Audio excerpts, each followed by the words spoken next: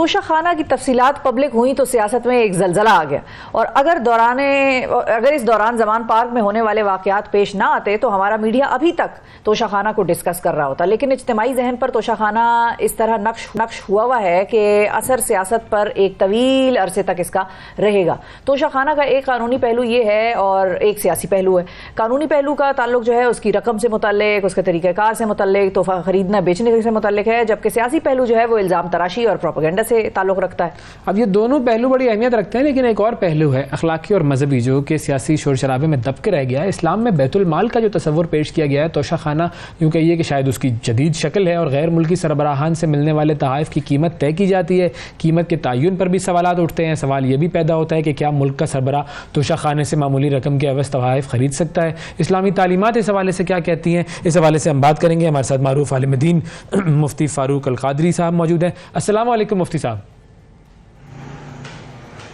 وعلیکم السلام ورحمۃ اللہ. مفتی صاحب بہت شکریہ پروگرام کے لیے، آپ نے وقت نکالا. سب سے پہلے تو یہ بتا دیں کہ کیا توشہ خانہ اور بیت المال یہ دونوں تقریباً ایک ہی چیز ہے یا کچھ اس کی بدلی ہوئی شکل ہے؟ توشہ خانہ بیت المال کا ہی ایک حصہ ہے. اس میں وہ تحائف جمع کیے جاتے ہیں جو ریاستی ذمہ داران کو دیگر ممالک کے سربراہان سے یا دیگر ممالک کی جانب سے موصول ہوتے ہیں. صحیح. اچھا اب یہ جو اگر ہم اسلامی تاریخ کی تھوڑی سی بات کریں تو ہمارے صحابہ کرام کا جو ہے بیت المال کے حوالے سے کیا رویہ تھا، کچھ اس کے بارے میں کوئی ایگزامپلز دے کر اگر آپ بتا سکیں. اس حوالے سے خود حدیث نبوی میں بڑی صراحت کے ساتھ قول فیصل موجود ہے، جس میں اتنی وضاحت ہے کہ ہمارے ہاں جو قانونی سکم ہے وہ بھی واضح ہوتا ہے، اور توشہ خانہ کے حوالے سے صریح واضح اسلامی حکم بھی ظاہر ہوتا ہے. حدیث میں یہ ہے کہ آپ صلی اللہ علیہ وآلہ وسلم نے قبیلہ بنو سعد کے ایک صاحب کو زکوٰۃ اور صدقات کی وصولی کے لیے ریاستی طور پر ایک ذمہ دار مقرر فرمایا. وہ صاحب وہاں گئے، لوگوں نے انہیں ریاستی نمائندہ سمجھ کر زکوٰۃ اور صدقات بھی پیش کیے، اور اس کے ساتھ ساتھ انہوں نے تحائف بھی پیش کیے.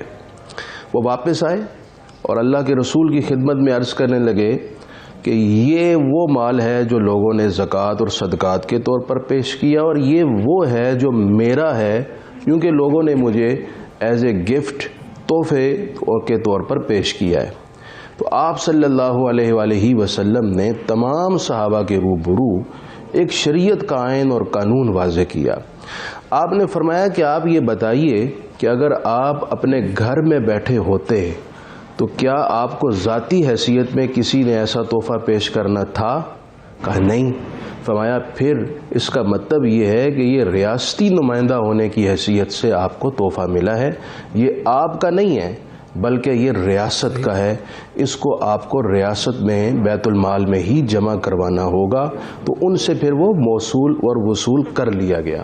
اس سے ایک بات سمجھ میں یہ آ گئی کہ دین اسلام نے ریاستی نمائندے کی حیثیت سے جو تحائف وصول ہوں وہ اس شخص کی ذاتی ملکیت نہیں ٹھہرایا بلکہ یہ ریاست کی ملکیت ٹھہرایا ہے.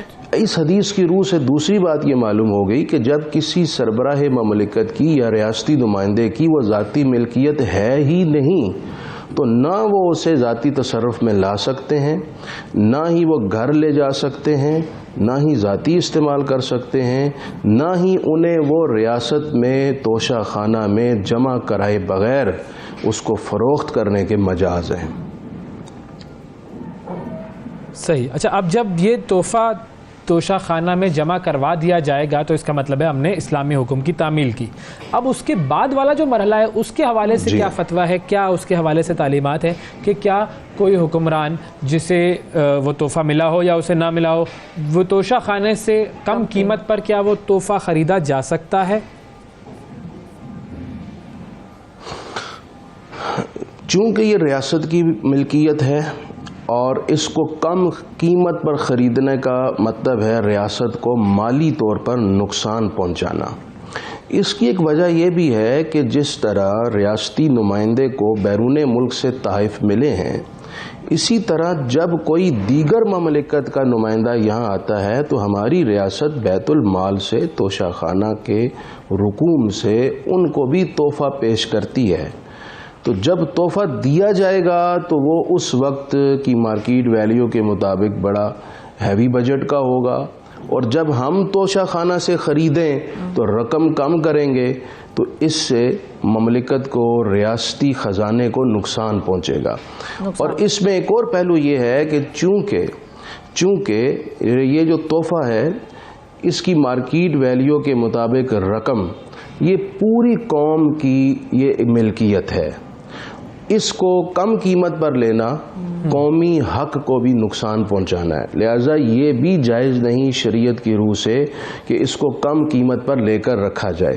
اگر اس کو لینا ہی ہے تو اس کی مارکیٹ ویلیو کے مطابق جتنی قیمت بنتی ہے، اخلاق کا تقاضا یہ ہے کہ اس سے بھی زیادہ دے کر لیا جائے. کیوں کہ اس تحفے کی ویلیو بڑی ہے، مارکیٹ ویلیو کی مطابق اس کی حیثیت نہیں ہے، بلکہ ایک دیگر ریاست نے اس کو تحفے کے طور پر پیش کیا ہے، تو اس وجہ سے اس تحفے کی قدر میں اضافہ ہو گیا ہے. تو اخلاق یہ کہتا ہے کہ اس کی مارکیٹ ویلیو سے بھی بڑھ کر رقم پیش کر کے اس تحفے کو لیا جائے اگر لینے کی اجازت دیتے ہیں. بالکل ٹھیک ہے جی، بہت شکریہ ادا کریں گے جناب مفتی محمد قادری صاحب ہمارے ساتھ موجود تھے، اور توشہ خانہ کے حوالے سے جو تحفے لیے جاتے ہیں کم قیمت پر، ان کے حوالے سے یہی فتویٰ ہے، یہی دینی تعلیم ہے کہ یہ چیز مناسب نہیں ہے.